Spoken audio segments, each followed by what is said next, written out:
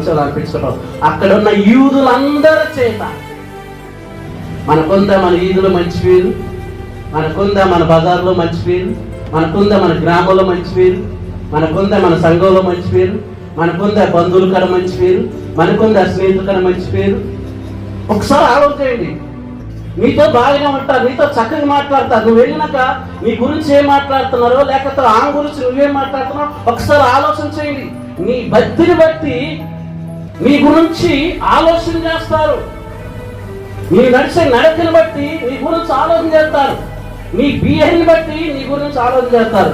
ముఖ్యంగా నీ క్యారెక్టర్ని బట్టి, ప్రియా క్యారెక్టర్ బట్టి. మన ముందు ఎంత వినీతగా, వినయంగా, భయంగా, భక్తిగా నువ్వు చూపించిన కానీ నీ వెనక దాగి ఉన్న పాపం నేను బంధించింది.